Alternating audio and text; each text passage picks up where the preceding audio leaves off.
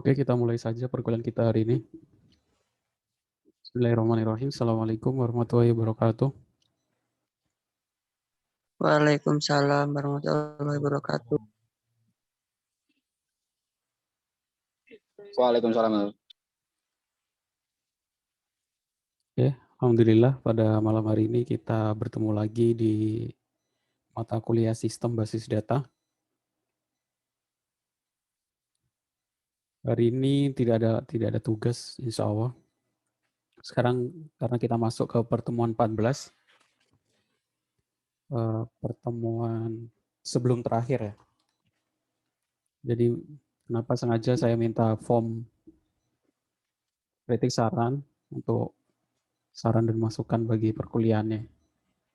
Sebenarnya kalian juga biasanya diminta ngisi ya, tapi itu biasanya untuk kampus, untuk penjaminan mutu kampus. Jadi masukannya untuk kampus. Kalau ini untuk saya sendiri ya. Jadi silakan diisi. Saya juga nggak minta isi nama dan NIM di situ. Kalian langsung tuliskan kritiknya apa, sarannya apa ya. Di link yang sudah saya taruh di web chat Zoom ya. Kalian bisa klik terus kalian isi. Saya harap sih semuanya mengisi ya. Untuk bisa evaluasi nanti di semester depan kalau ketemu lagi kuliahnya akan jadi lebih baik gitu ya.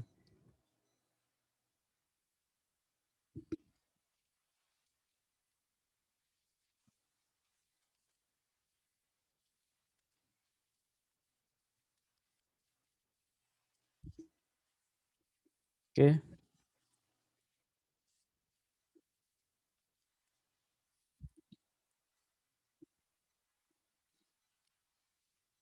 Karena ada istilah namanya, saya baru dengar istilah namanya crowd curation. Jadi ada sebuah penelitian di Amerika kalau nggak salah ya. Penelitian itu untuk membuktikan bahwa persepsi orang banyak itu kemungkinan ada benarnya gitu ya, lebih akurat daripada persepsi seorang ahli. Jadi dalam penelitian itu dikumpulkan 50 orang sama seorang ahli. Nah, 50 orang itu disuruh untuk menaksir berat sebuah sapi. Berat total sebuah sapi itu untuk naksir. Yang 50 orang itu orang asal, nggak punya keahlian untuk naksir berat sebuah sapi gitu ya. Dengan seorang yang sudah ahli terbiasa mengukur sebuah berat badan sapi gitu. Setelah dikumpulkan yang orang banyak 50 ini dibuat rata-rata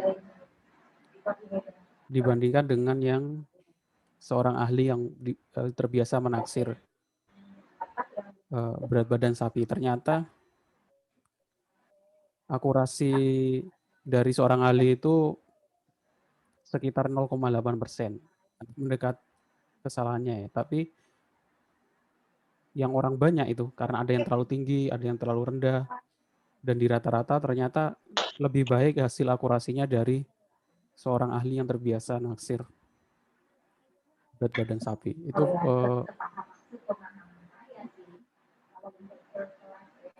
teori tentang crowd curasi ya, crowd curation, kurasi untuk sebuah perkumpulan gitu. Artinya bahwa perkumpulan itu bisa jadi kalau diambil kesimpulan rata-rata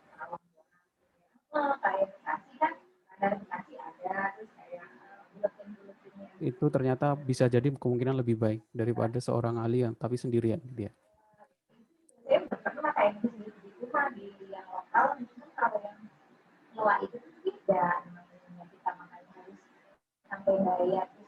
Ini ada yang saya minta mood tapi enggak matiin.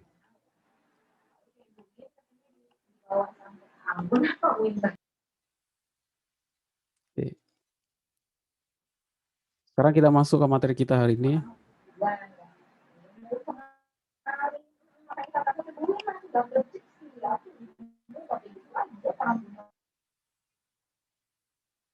Kita akan bahas tentang konsep trigger pada MySQL.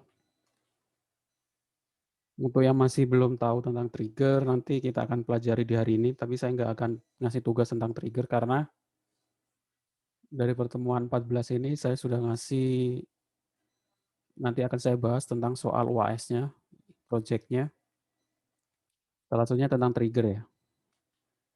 Nanti akan saya jelaskan bagaimana project akhirnya. Saya jelaskan sekarang aja biar kalian bisa mengerti kenapa saya jelaskan beberapa hal yang akan saya jelaskan di hari ini.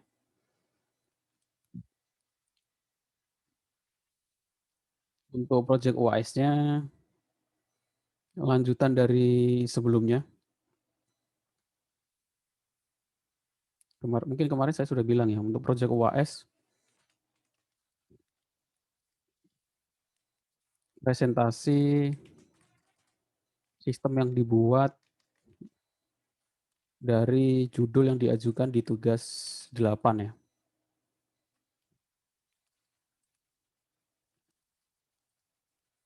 Sistem atau studi kasus yang sudah dipilih di tugas 8.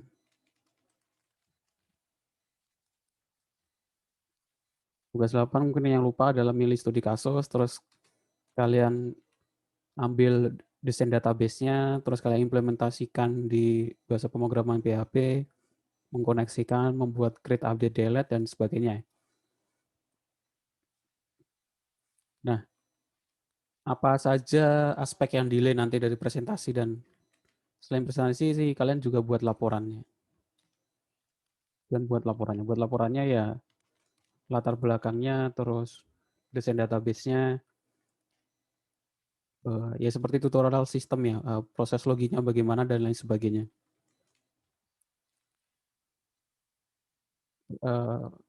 Aspek yang dinilai dalam UAS nanti dari laporan atau sistemnya adalah yang pertama desain database-nya.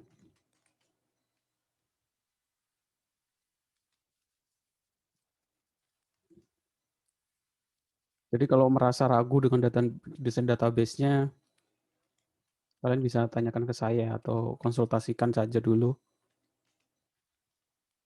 Terus sistemnya bisa create, update, delete, itu udah pasti ya.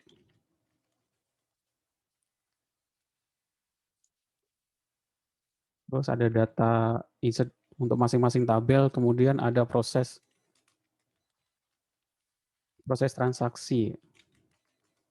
Proses transaksi itu apa? Proses transaksi itu proses ketika menginputkan data yang saling berhubungan. Contohnya bagaimana? Saya kasih contoh. Proses transaksi itu ketika semuanya kalian pilih studi kasus perpustakaan ya. Ini ada tabel buku, ini ada tabel siswa. Proses transaksi itu adalah proses ketika kalian menginputkan, kalau penjualan ya proses penjualannya ya, si pelanggan ini beli apa saja. Nah, kalau proses transaksi itu adalah proses ketika menginputkan ke tabel transaksi atau ketika siswa ini melakukan peminjaman ke sebuah buku gitu ya. Jadi proses insertnya itu dia akan melakukan insert ke dua tabel ya. Nama ini siswa minjam buku apa gitu ya. Nah, itu namanya proses transaksi. Ini ngambil dari data siswa, buku yang dipinjam itu ngambil dari data buku. Itu untuk proses transaksi. Lah, kedelete semua.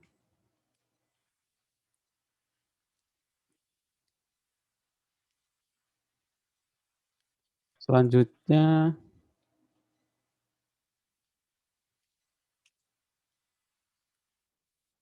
bisa diedit. Keempat yaitu proses transaksi, proses laporan. Laporan itu maksudnya cetak, bisa dalam bentuk PDF atau Excel. Yang kelima, nanti kalau bisa ada fungsi trigger, ada triggernya. Yang terakhir ada fungsi login logout, termasuk implementasi session dan password ya. Menyimpan password itu nanti saya jelaskan di pertemuan hari ini. Jangan dalam bentuk plain text, passwordnya 123 disimpannya 123, jangan ya. Passwordnya disimpan dalam bentuk enkripsi. Standarnya pakai MD5 atau hash dan lain sebagainya. Ini untuk project UAS nanti. Jadi kalian kalau ada error dan lain sebagainya nggak apa-apa ya, karena saya nggak, ini namanya nilai maksimal ya. Jadi kalau kurang ya nggak apa-apa, nanti nilainya juga kurang, disesuaikan dengan kemampuan masing-masing ya. Jadi kalau bisa di pertemuan minggu depan sih sudah ada yang presentasi. Kalau belum ya presentasinya itu bisa dengan Zoom. Kalian janjian dengan saya nanti hari apa, jam berapa, atau kalau merasa nggak bisa Zoom, nggak ada waktu, kalian buat video, kalian upload di YouTube untuk presentasi UAS-nya. Seperti itu ya. Jadi nanti ketika di UAS dikumpulkan link YouTube-nya sama link laporannya. Itu saja untuk project UAS-nya. Ada yang mau ditanyakan tentang project UAS-nya?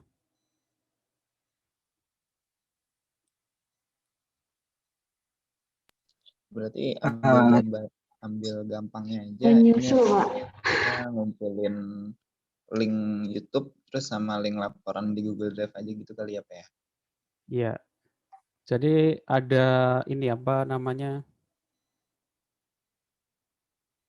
Saya buat tahap namanya apa ya? Urutan ya. Urutan untuk presentasi yang paling tinggi itu nilainya kalau kalian berani offline gitu ya, janjian dengan saya jam berapa gitu ya. Ketika waktu UAS. Yang kedua urutannya Zoom. Nanti janjian tapi lewat Zoom. Yang ketiga baru ketika lewat YouTube ya. Jadi saya hargai untuk yang berani offline atau lewat Zoom. Itu yang terakhir karena ya mungkin saya nilai untuk proses usahanya gitu ya. Seperti itu. Sebenarnya ini nanti akan kalian pelajari di mata kuliah pemrograman web ya, tapi nggak apa-apa karena sistem basis data kalau hanya teori pembuatan tabel saya masih kurang banyak yang harus dipelajari. Karena kadang kalau hanya pembuatan tabel kalian nggak akan menemukan bagaimana pentingnya desain database di awal ketika proses pembuatan sistem itu. Seperti itu ya. Yang lain mungkin ada yang mau ditanyakan?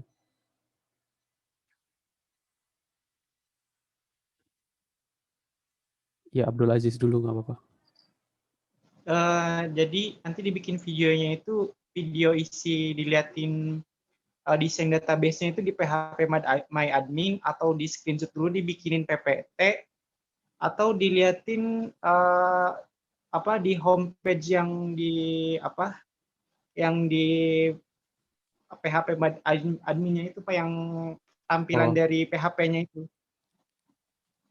Itu tidak saya tentukan ya, terserah kalian. Kalau kalian merasa lebih enak pakai PowerPoint ya silakan pakai PowerPoint. Kalau kalian merasa lebih enak presentasinya dengan laporan yang kalian buat juga boleh. Kalau pengen menampilkannya dari PHP My Admin juga boleh. Seperti itu ya. Oke, yang lain mungkin ada yang mau ditanyakan Ya, Pak. atau bisa angkat tangan ya dari web chat itu ya.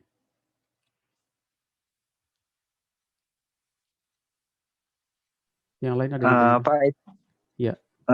Pak, itu untuk create, update, delete semua tabel atau cuma satu contoh? Ya, kalau sistem ya semua tabel ya. Karena sistem sudah jadi. Makanya saya iya. ya, di tugas 8 kan minimal 3 tabel ya. Berarti nanti ada biasanya sih di dashboard itu kan di sini.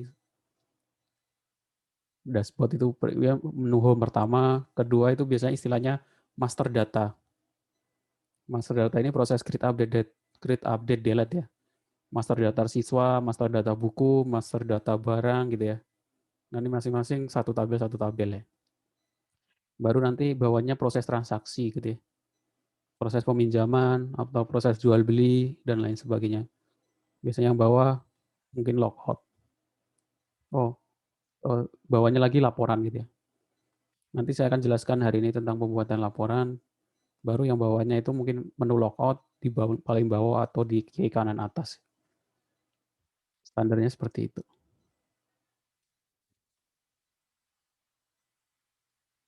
Ada lagi yang mau ditanyakan?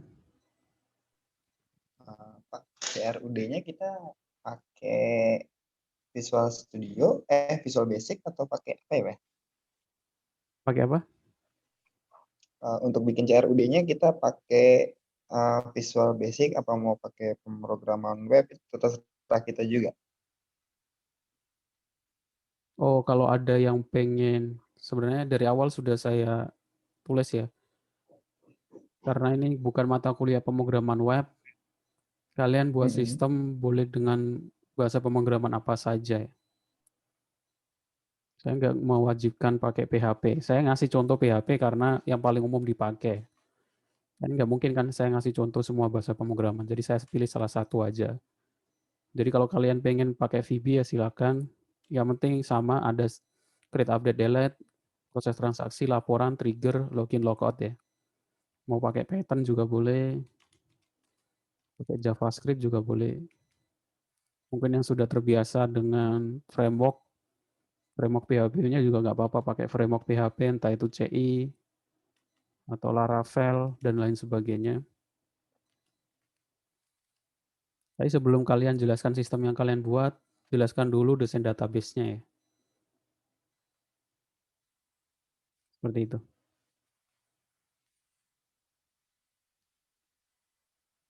Oke, ada lagi yang mau ditanyakan?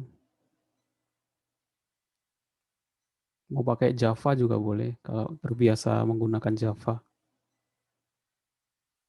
Yang penting database-nya MySQL ya, karena mata kuliah kemudian yang kita bahas adalah MySQL. Oke, ada lagi yang mau ditanyakan?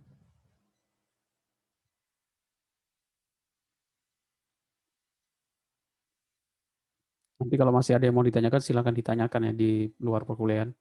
Sekarang saya masuk ke materi kita hari ini. Kemudian kalau kalian bisa ngecek ada agak panjang, agak banyak yang akan saya sampaikan. Ada 40 slide. Bentar saya stop screen dulu.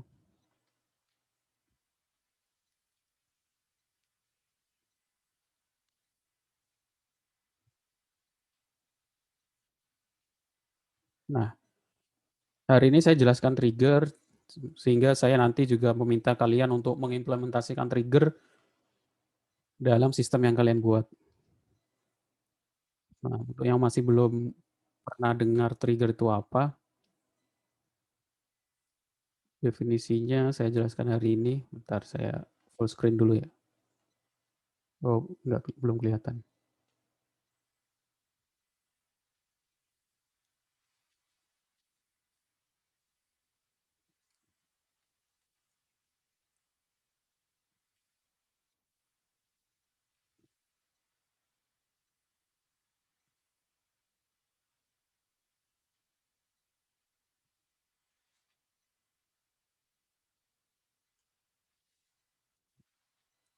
Trigger MySQL. MySQL mendukung fitur trigger termasuk juga storage procedure. Saya belum sempat menjelaskan storage procedure, mungkin kalian bisa pelajari sendiri ya. Hampir mirip dengan trigger, storage procedure. Dan view kemungkinan minggu depan, tapi nggak saya mintakan untuk di salah satu aspek yang dinilai di project UAS. Nanti saya jelaskan di minggu depan apa itu view. Trigger diciptakan menggunakan pernyataan create, hampir sama seperti kalau kita buat tabel. MySQL tidak mengizinkan multiple trigger dengan waktu, aksi, dan event sama per tabel. Misalkan di tabel A sudah didefinisikan. Oh, nanti ini. Jadi untuk yang belum paham trigger itu apa, langsung saya ke next saja mungkin biar definisinya bisa kalian buat sendiri ya.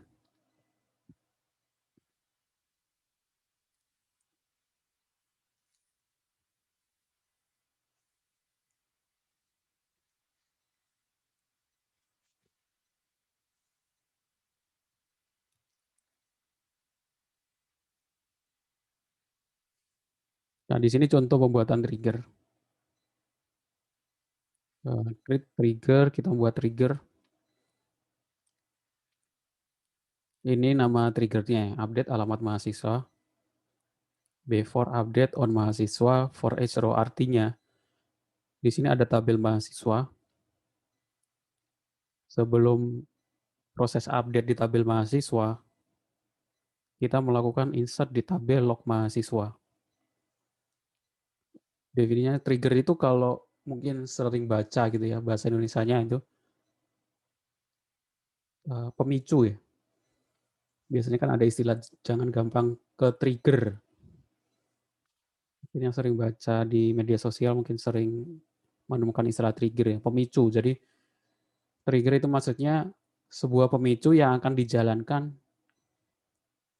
ketika sebuah proses, entah itu prosesnya ini ada 6. Ada after before insert, after before update, after before delete.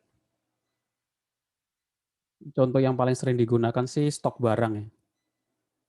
Di sini ada stok barang, ini ada tabel stok barang ya. Mungkin stok barangnya 6. Di sini ada tabel transaksi bawahnya. Ketika ada semuanya di sini barang sapu gitu ya. Terjadi transaksi, artinya barang itu terjual gitu ya. Nah, ini membuat trigger sehingga otomatis mengurangi stok barang ini menjadi 5 gitu ya. Jadi ketika terjadi proses insert di update atau insert gitu ya, di tabel transaksi ini dengan ID barang sapu atau ID barang apapun, maka lakukan proses update di tabel stok dengan data stok yang terbaru adalah data sebelumnya dikurangi 1. Atau data sebelumnya dikurangi dari data yang diinsert di sini. Kalau terjual 2 ya di sini berkurang 2. Contohnya seperti itu ya. Ada yang mau bertanya mungkin tentang trigger?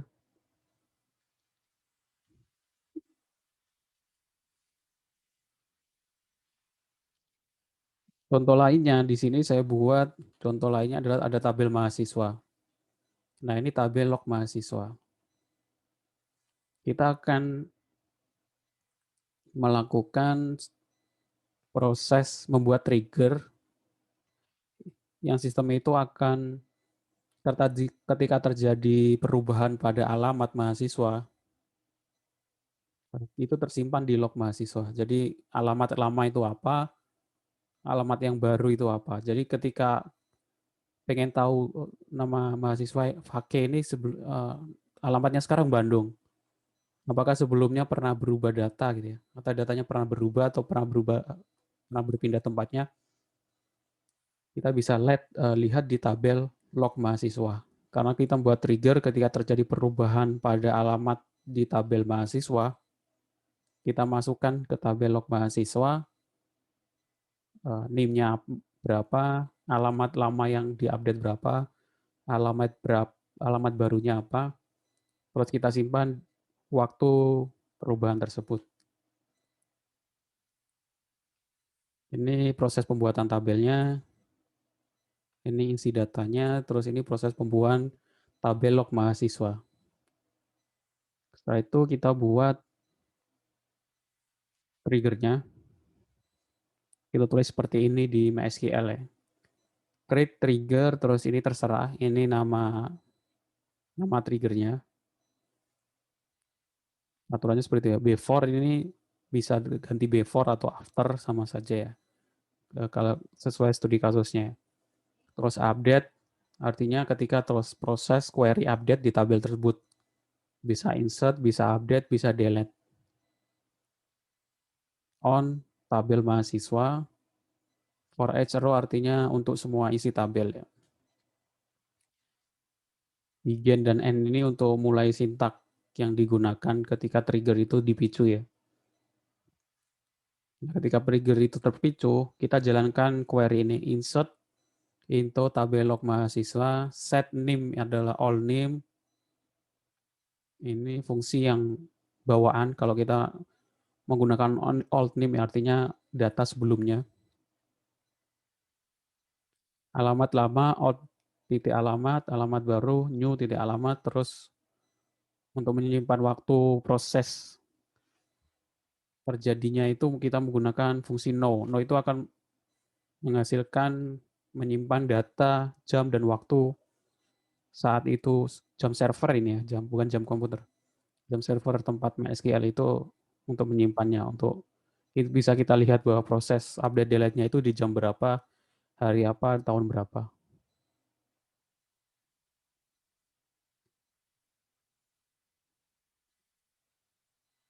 Ini contohnya. Update mahasiswa, set alamat Surabaya, where name 2140020 ya. Ini bisa kita lihat di sini tabel mahasiswa name sekian sudah berubah ke Surabaya. Kalau kita lihat isi lognya, nah ini otomatis berjalan ya, Insight Suite. Karena terjadi proses update di tabel mahasiswa, itu akan memicu atau men-trigger sebuah query yang akhirnya mengupdate isi dari tabel log mahasiswa, menyimpan alamat yang lama, Bandung, dan alamat yang baru dan waktunya. Jadi sebelumnya Fakih ini tinggal di Bandung, pindah ke Surabaya. Itu contoh untuk trigger ya. Jadi kalian bisa implementasikan di database masing-masing, di sistem yang akan kalian buat nanti. Jadi kalian coba dulu di MySQL-nya, kalau berjalan baru nanti dibuatkan sistemnya ya, seperti itu. Jadi ketika presentasi juga nanti kalian tunjukkan trigger yang kalian buat apa, terus praktekkan apakah triggernya berjalan atau enggak. Seperti itu. Ada yang mau ditanyakan?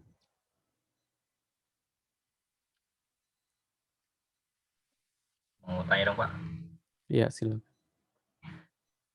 Misalnya gini Pak, kita punya ya semacam database lah Pak. Database itu misalnya kita di web ya. Di web itu kita ada beberapa user Pak. Banyak user yang bisa melakukan insert, create, delete, dan sebagainya. Iya. Nah, ketika misalnya kita ingin menyimpan menggunakan trigger ini, itu kita tahu siapa yang melakukan perubahan, berarti itu juga bisa ya Pak. Karena kan sebelumnya kita udah punya data masing-masing usernya gitu. Bisa. Bisa ya. Jadi nanti kita buat mungkin di log-nya sini tambahkan yang ngupdate itu usernya siapa ya. Entah itu user itu mungkin di sini ada field user gitu ya, atau ya user ya. Terus kita masukkan ini, kita baca dari entah itu dari PHP-nya, kalian kan biasanya login itu kita menyimpan user yang login gitu ya. Atau dari MySQL-nya. Bisa seperti itu. Jadi ketika terjadi kesalahan, user ini yang dipanggil gitu ya.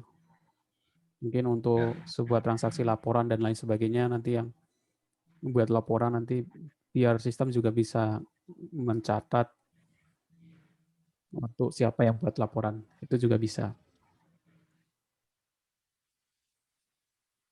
Tinggal nambahkan user di sini, terus variabel usernya itu kalian ngambil dari variabel di PHP atau ngambil dari database MySQL-nya. Oke, bergambar ya. Ya Pak, berarti bisa juga ya Pak kalau kita ngambil dari PHP-nya, Bisa nggak harus nanti, di database-nya. ya biasanya kan kalau kita nginsert data, itu kan pakai variabel gitu ya. $, kan PHP, ya itu kita ambil user. Biasanya nanti kita akan bahas di proses login. Di proses login itu kita bisa session ya, menyimpan session. Kita bahas juga nanti session. Session itu menyimpan username yang login. Mungkin kita bisa yang masukkan itu ya session ini kita masukkan usernya. Oke, seperti itu. Yang lain mungkin ada yang mau ditanyakan?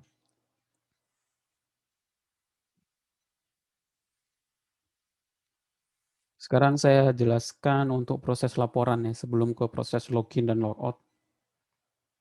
Ini saya kasih contoh sintak laporannya. Linknya sudah saya taruh di materi ya. Saya upload di Google Drive saya. Bentar saya cek linknya masih buka enggak.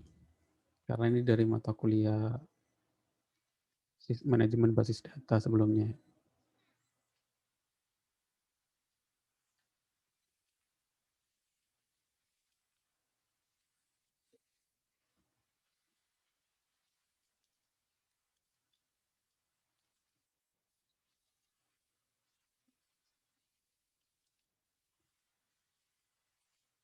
Masih bisa, masih ada ya datanya. Jadi sistem ini ada sebuah sistem yang sudah berjalan, kalian bisa jadikan referensi.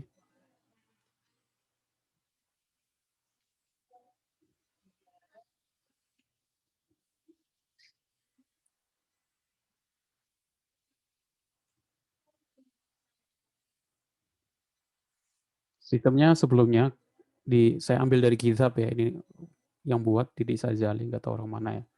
Tapi nggak ada proses cetak laporan atau ada ya, saya lupa. Yang penting ini akhirnya saya tambahkan export Excel sama print PDF. Kemungkinan sih belum ada proses exportnya, dan ini saya tambahkan tombol untuk ekspor ke dalam bentuk Excel dan ekspor untuk di print dalam bentuk di print langsung ya, ada halaman print gitu ya. Makanya saya buat link yang kedua ini yang sudah saya tambahkan kode untuk mencetak laporan. Sistemnya itu seperti ini. Aplikasi penjualan sawit. Nah, ini namanya data master ya. Dua ini. Input data petani, input data sawit. Nah, ini proses transaksi. Terus yang terakhir ini laporan.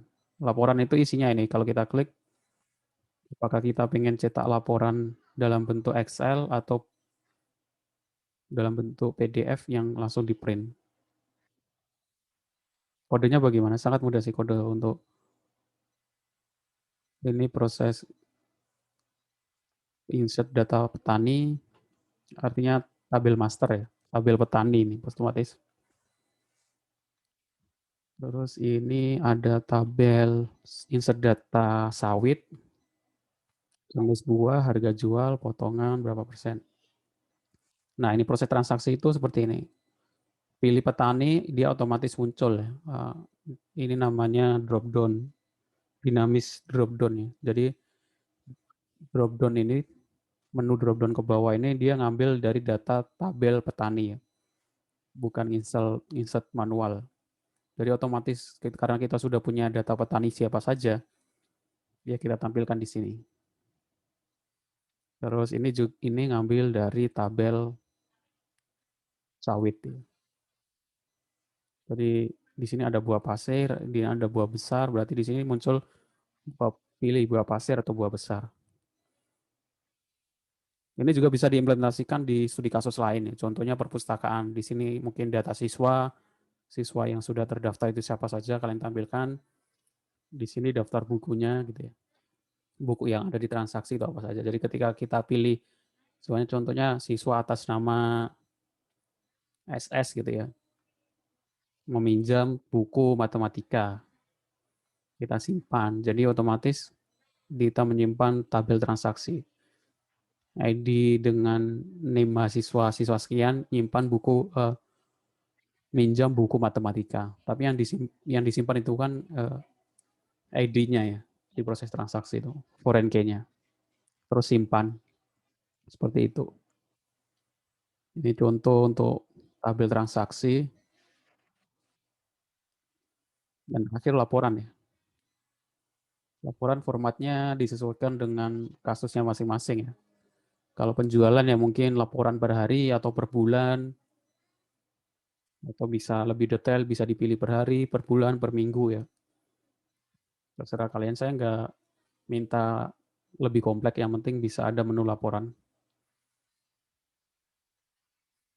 Ini contohnya kita tampilkan tanggal transaksi, nama petani, alamat, jenis buah, harga jual, berat, potongan, total, bonus. Gitu.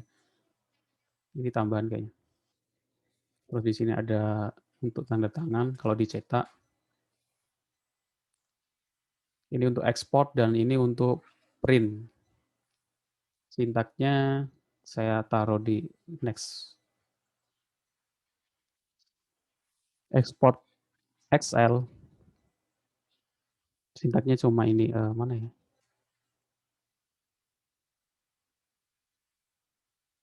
Oh ini nih yang bawah ya. Jadi kita buat halaman baru. Contohnya di sini kita buat halaman export xls.php. Ketika kita button yang isinya export XL, kalau kita klik menuju ke export xl.php, ya kita tinggal tambahkan ini untuk biar dia ekspor ke Excel. Baru datanya diisi di bawah. Nggak ada HTML-nya. Kalian bisa lihat detail di shortcut yang saya tampilkan sebenarnya. Untuk print lebih mudah lagi. Kalian tinggal buat print.php. Print.php itu nanti isinya HTML tanpa CSS ya, biar tinggal tabelnya saja sama judulnya gitu ya. Sama di sini untuk tanda tangan. Tambahkan cuma satu script ya. Buka script, tutup script ini standar ya untuk menunjukkan bahwa dia script JS JavaScript ya. Terus perintahnya hanya window titik print. Ketika kita klik nanti akan muncul halaman menu pop up yang seperti kalau kalian kita pencet Ctrl P gitu ya. Tinggal ngeprint atau save as PDF. Itu saja. Ada yang mau ditanyakan untuk proses laporannya?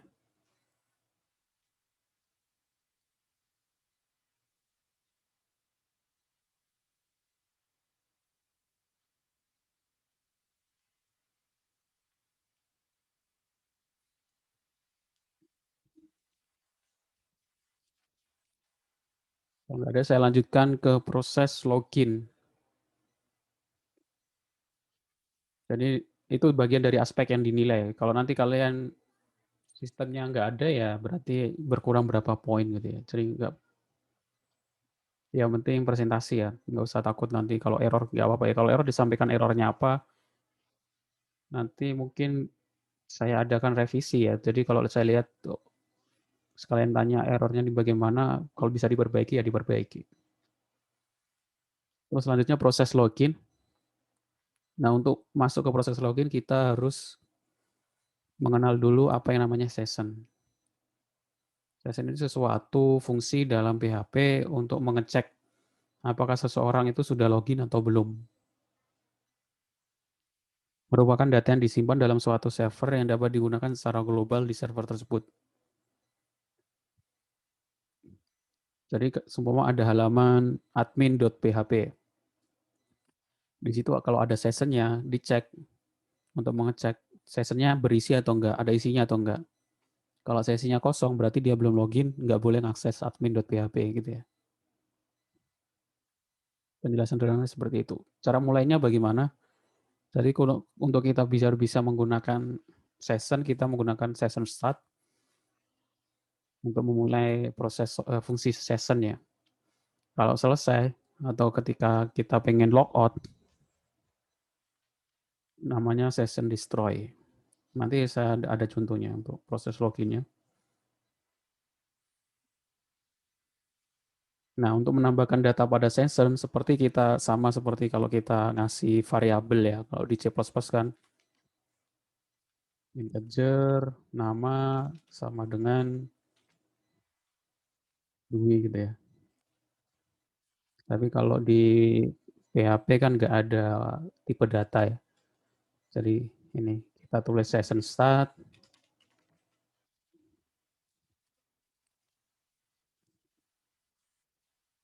Nah ini kita isi sessionnya atas nama siapa. Session user artinya session dengan variabel user, session dengan variabel rule, session dengan login time. Nah biasanya ini Agus atau admin kita ngambil dari query MySQL ketika proses login. Kalau berhasil login, username-nya kita simpan ke session user. Kalau kita pengen cetak sessionnya, bisa menggunakan perintah print session seperti ini.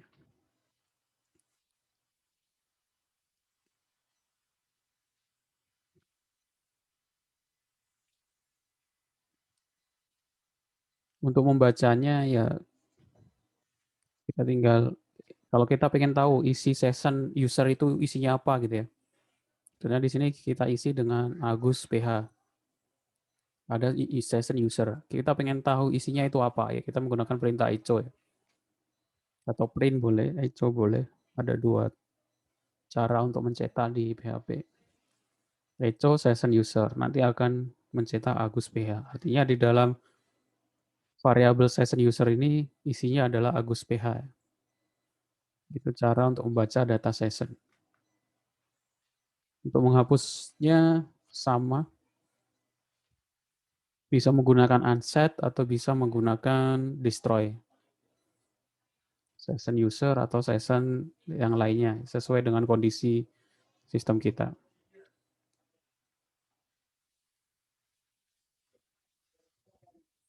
Nah, untuk keamanan, kadang kita, ini opsi saja ya, kalian bisa menggunakan strip plus. Ini fungsi dalam PHP, gunanya untuk mengatur atau menghilangkan karakter backslash, tanda garis miring, atau terbalik menggunakan strip slash ya. Sehingga tidak mengganggu query MySQL yang dikirim. Ini untuk biasanya mencegah SQL injection dalam proses login.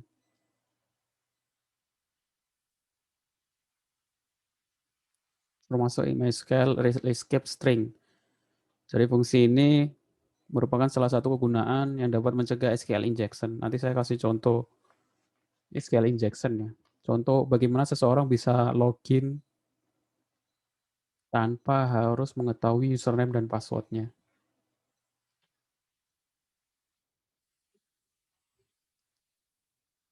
Nah, selanjutnya MD5.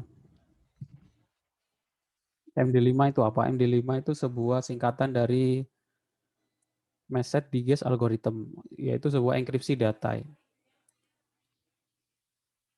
Sebuah hash kriptografi yang banyak digunakan mengambil data acak sebagai input dan mengeluarkan output berupa hash value. Hash adalah sebuah algoritma yang mengubah semua data informasi berupa huruf, angka, atau karakter lainnya menjadi karakter terenkripsi dengan ukuran yang tetap.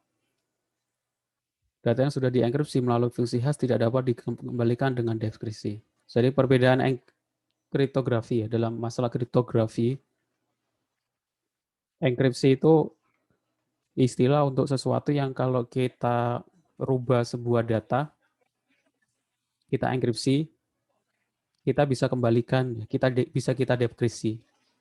Sama seperti kode Morse gitu ya. Contohnya paling mudah sih kode Morse, itu kan enkripsi terus bisa didekripsi lagi, dikembalikan ke data hasilnya.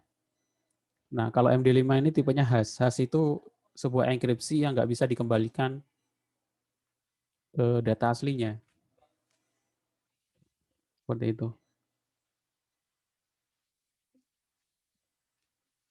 Kenapa nggak bisa dikembalikan? Karena dia sifatnya ngaca ya, nggak ada teorinya. Saya nanti kasih contoh sebuah enkripsi. Kalau MD5 contoh dari sebuah hash. Makanya disebut one way function atau sesuatu yang nggak bisa dikembalikan. Tapi Sekarang sudah ada Decrypt MD5 ya. Decrypt MD5 itu dia nggak menggunakan metode dekripsi, tapi dia menyimpan semuanya 1, 2, 3, itu MD5-nya itu apa. Admin, MD5-nya itu apa.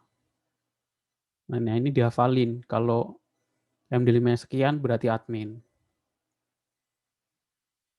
Tapi kalau proses enkripsi biasanya ada metodenya, terus ada key-nya atau ada kuncinya. Makanya kadang kalau virus ransomware gitu ya, kalau yang kena virus ransomware itu kan biasanya semua datanya dienkripsi. Terus si hackernya ini biasa minta tebusan Bitcoin untuk bisa ngasih kuncinya gitu ya. Itu enkripsi ya. Nah, kuncinya ini ketika kita masukkan baru bisa dekripsi. Jadi kalau enkripsi itu ada kunci untuk bisa dekripsi. Kalau MD5 itu nggak ada. Dia hanya mengenkripsi aja, nggak bisa mendeskripsinya. Di dalam PHP sudah ada fungsi untuk menggunakan enkripsi hash MD5 ya. Cukup menuliskan MD5 dalam kurung kata yang ingin kita simpan datanya. Contohnya di sini. Diki Alfarabi Hadi, kalau kita tambahkan fungsi MD5, kalau kita cetak, yang kesimpan adalah ini, hasil enkripsi MD5-nya seperti ini. Jadi ketika kita menyimpan password, sebenarnya passwordnya Dwi gitu ya. Jangan disimpan sebagai Dwi di dalam database. Ketika database itu bocor, orang langsung dapat username dan passwordnya. Tapi kalau database itu sudah terenkripsi seperti ini, nah orang itu harus cari cara untuk dekripsinya, untuk mendapatkan, walaupun sudah dapat database-nya, dia harus cari cara untuk dekripsinya. Mengapa kemarin ketika Tokopedia ya, Tokopedia ada datanya yang bocor gitu kan, ada username, password, foto, dan lain sebagainya kan ada berita kemarin bahwa database Tokopedia bocor, ada yang ngambil dan ngupload di internet. Pihak Tokopedia kan mengatakan data sudah dienkripsi ya, jadi dia jamin bahwa data tersebut aman. Jadi sebelum dia menyimpan ke database, dia simpan dalam bentuk enkripsi seperti ini. Jadi ketika bocor, data akan aman. Kecuali kalau si hackernya ini yang ngambil database ini berhasil mendekripsinya ya, itu akan jadi masalah ya. Makanya kadang seorang yang membangun sistem itu dia buat sistem enkripsi sendiri ya. Hanya dia yang tahu cara dekripsinya, biar orang lain nggak akan bisa. Nah, ini yang paling mudah standar yang digunakan MD5 ya. Jadi nanti ini salah satu opsi aspek yang saya nilai nanti di pembuatan sistem ya, yaitu menyimpan login passwordnya dalam bentuk MD5.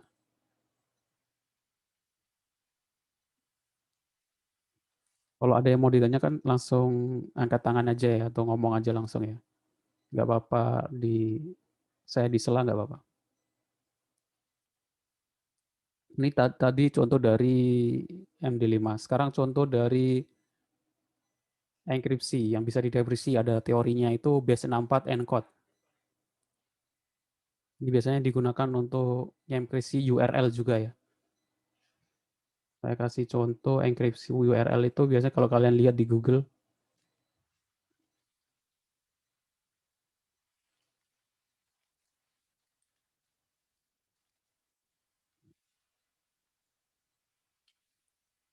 Nah, sebenarnya ini tuh enkripsi ya. Nah, ini sebenarnya itu kan ada data yang diisikan. Tapi Google menyembunyikan biar orang nggak bisa lihat entah itu struktur tabelnya atau lain sebagainya. Jadi dia enkripsi URL-nya. Kalau kita copy gitu kan, URL-nya akan panjang.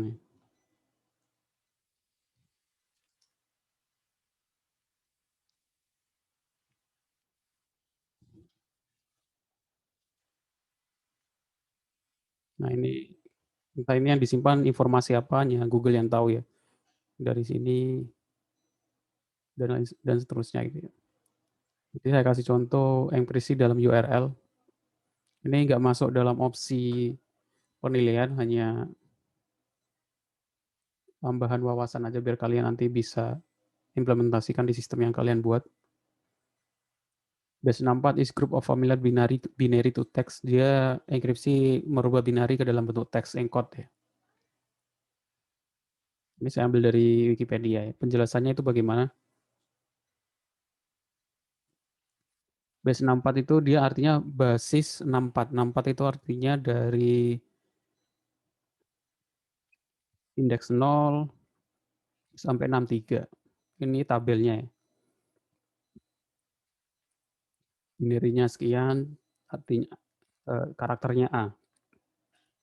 Kalau 37 itu binary sekian, karakternya L kecil. Nah, nanti ketika ada angka sebenarnya admin,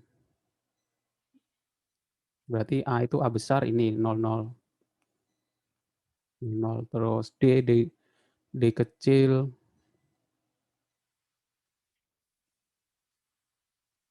ini 01. Setelah nanti dikumpulkan, nanti dirubah lagi ke dalam basis 64. Saya ada contohnya di sini. Ya, misalnya ada kata M besar, A, dan N kecil ya. Ini sebagai wawasan aja. Mungkin kalau ada mata kuliah kriptografi akan belajar lebih detail tentang berbagai macam bentuk enkripsi. M itu ASCII-nya 77, binary-nya adalah sekian. A itu nilai ASCII-nya 97, binary-nya sekian. N nilai ASCII-nya 110, binary dari 110 adalah ini. Nah, selanjutnya tempelkan seluruh binary tersebut menjadi satu. Perhatikan bahwa kita akan memproses 3 karakter yang berarti 3 kali 8. Jadi karena ini terdiri dari 3 karakter, 3 kali 8 artinya 24 bit. Nah, 24 ini akan diubah menjadi 6 karakter bit. Berarti terdapat 24 bagi 6, dia akan menjadi 4 karakter di encode-nya. Jadi ini dipotong 4, jadi 010019 jadi 19. Nah, 19 itu kita ambil dari tabel tadi. 19 itu apa? 22 itu apa? 5 itu apa? 46 itu apa?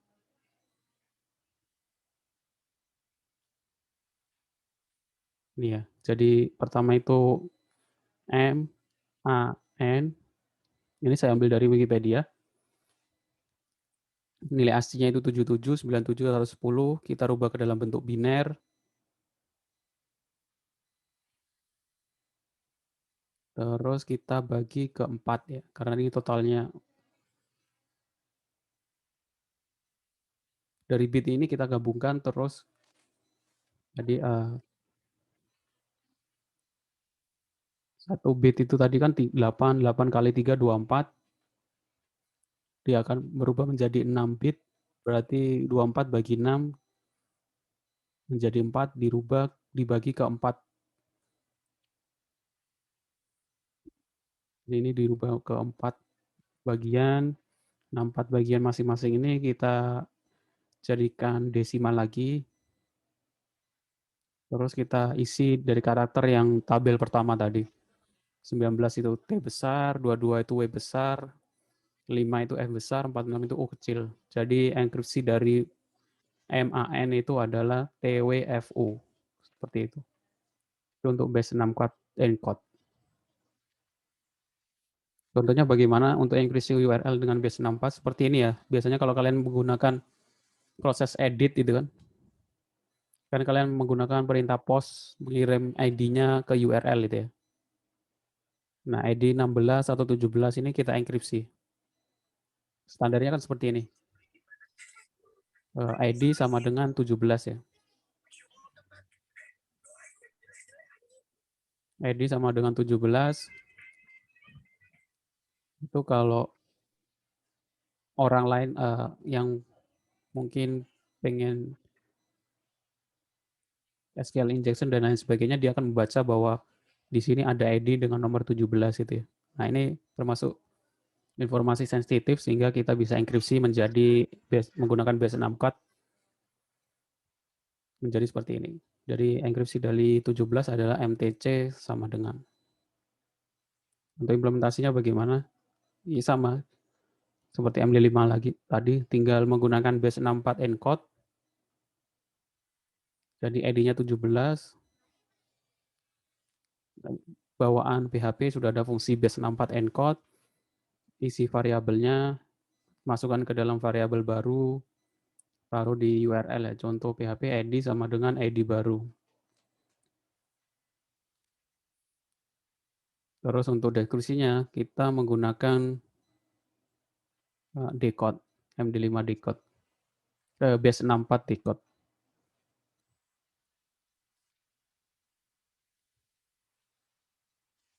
Cukup seperti ini.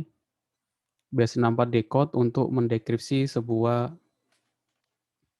enkripsi dari base 64 encode. Jadi kita get ID, kita masukkan ke dalam variabel ID encode, terus kita encode dengan decode ya, dekripsi menggunakan base 64 decode. Kita masukkan variabelnya. Sudah seperti itu ya.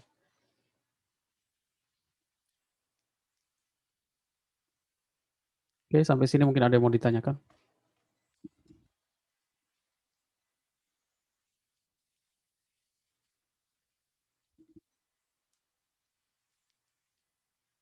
Saya lanjutkan untuk proses loginnya.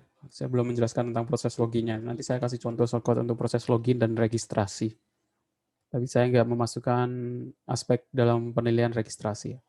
Di sini untuk tambah wawasan bagaimana merapikan sebuah kode. Jadi kalau kalian buat kode itu kan biasanya berantakan itu ya. Mengabaikan spasi dan lain sebagainya. Kalian bisa menggunakan website ini, Kode Beautiful. HTML view, bisa HTML atau bahasa pemrograman lainnya. Nanti akan otomatis berubah seperti ini. Jadi lebih rapi. Itu salah satu saran saja untuk dalam merapikan sebuah kode. Sekarang kita masuk ke contoh proses login. Kalian bisa ambil contohnya di Google Drive yang saya lampirkan. Ini ada proses login sama proses registrasi atau daftar ya. Tapi yang untuk project OAS nanti hanya proses login saja, login logout ya. Untuk registrasi nggak perlu, tambahan saja. Ini contoh proses registrasi, masukkan nama sama email. Kalau berhasil ada informasi registrasi successful. Kalau itu berhasil login, nanti akan kesimpan seperti ini ya. Nah, ini contoh bahwa password tersimpan dalam bentuk MD5 ya. Sehingga saya nggak tahu username ada ini passwordnya itu apa ya. Walaupun saya sudah tahu isi database-nya. Jadi nanti kalian silakan implementasikan untuk menyimpan database-nya menggunakan proses hash in MD5.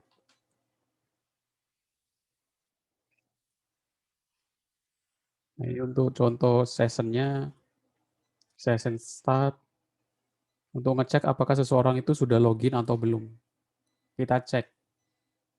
If is that session username, artinya apakah di dalam session username itu ada isinya. Jika tidak, kita arahkan ke halaman login-nya. Sehingga dia tidak bisa mengakses halaman tersebut. Jadi setiap halaman yang butuh login, kalian harus tambahkan session start seperti ini sama pengecekan. Apakah sessionnya sudah ada atau belum. Kalau belum, kalian arahkan ke dalam halaman login. Ini bisa disimpan ke dalam fungsi sendiri atau file sendiri. Contohnya di sini kita simpan dalam bentuk autentikasi.php.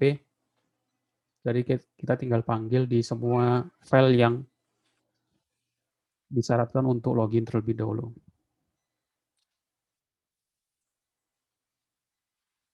Nah, ini contohnya. Semuanya ini adalah indeks halaman untuk yang harus login. Kita tambahkan include out.php. Artinya kalau belum login, dia nggak akan bisa mengakses halaman ini.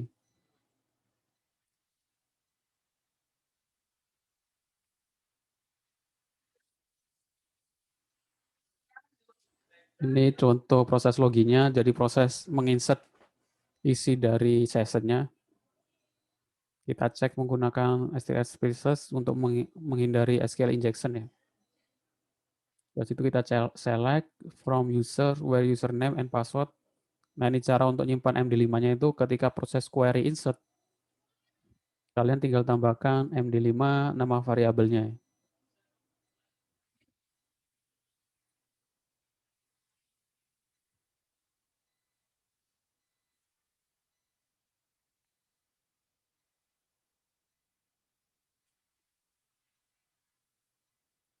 Jadi untuk ngecek ini dari proses login yang username kita simpan ke dalam variabel username, password kita simpan dalam variabel password.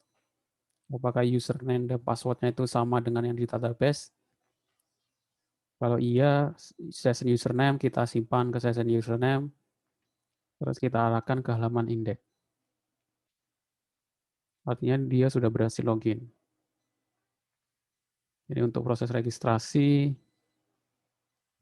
nah ini untuk proses logout-nya. Untuk proses registrasi, karena itu hanya opsi saja, kalian bisa baca sendiri, implementasikan sendiri ya.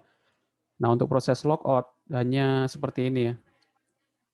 Kalian buat file logout.php, session start, if session destroy, kita arahkan ke halaman login. Cukup seperti itu saja untuk proses logout.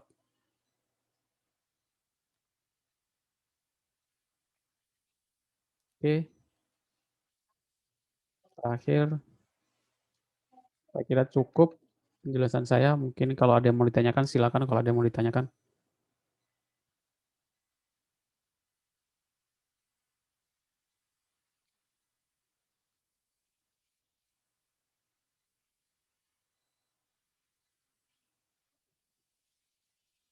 Ada yang mau ditanyakan? Oh iya, Robi Abdau. Gimana?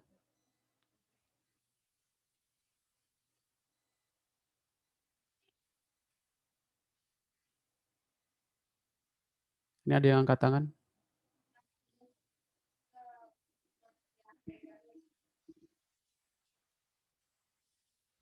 Enggak, saya ini ada yang masuk dari chat. Maaf, mic saya nggak nyala. Kalau enkripsi database, lalu yang punya lupa password, apa data enkripsinya itu bisa didekripsikan? Oh, penjelasannya seperti ini. Enggak. Makanya kalau reset password di sebuah sistem itu kan nggak mungkin kalian dikasih tahu ya, password Anda sebelumnya itu ini. Enggak seperti itu. Jadi kalau lupa password ya disuruh untuk buat password baru ya. Sebenarnya saya ada contoh untuk proses lupa password ya. Jadi kalau lupa password, kita kirimkan link. Nah, link itu halaman yang isinya untuk memasukkan password baru ya. Kalau berhasil, kita masukkan password baru. Jadi bukan masih tahu password sebelumnya itu apa. Seperti itu. Paling dicek apakah password baru itu sama dengan password lama. Jadi bisa kan dicek ya. Semuanya 1, 2, 3 gitu ya. Password sebelumnya juga 1, 2, 3. Dia lupa bahwa passwordnya adalah 1, 2, 3. 1, 2, 3 kalau dienkripsi di MD5 jadinya AAA gitu ya. Saya juga nggak tahu kalau AAA itu 1, 2, 3 gitu ya. Ya kita kirim link untuk dia buat password baru. Ternyata yang buat dia password baru adalah 1, 2, 3. Ya kita lakukan pengecekan. Kita menggunakan fungsi MD5.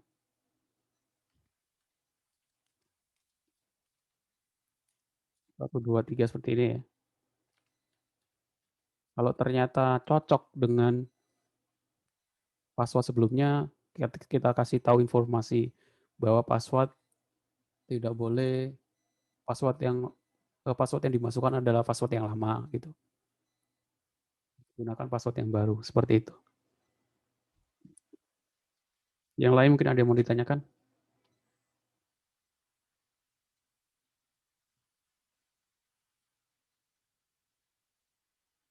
Biasanya pakai email ya untuk reset password. Jadi saya ada contoh shortcode untuk mungkin pertemuan minggu depan saya kasih shortcode-nya, ada proses forgot password ya.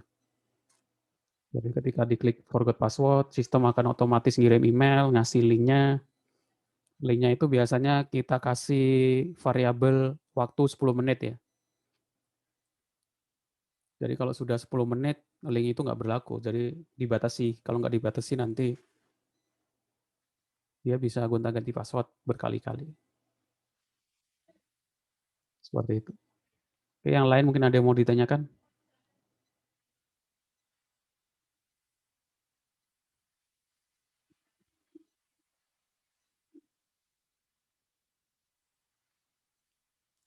Kalau nggak ada, saya kira cukup jelas. Jadi saya sudah ngasih project UAS-nya, saya kira waktunya cukup ya. Sekarang pertemuan 14, ada pertemuan 15, mungkin nanti ada minggu tenang, terus nanti ada UAS. Kalau nggak selesai, nanti kalian bisa menggunakan UAS susulan.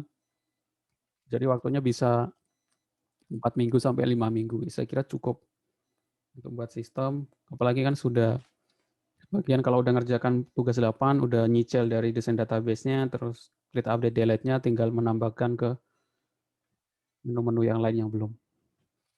Jadi kalau ada yang ada kendala silahkan ditanyakan saja nanti. Kalau enggak kalian bisa kerjakan secara kelompok ya, saling bantu dengan temannya. Mungkin ada yang lebih paham, bisa jelaskan ke temannya.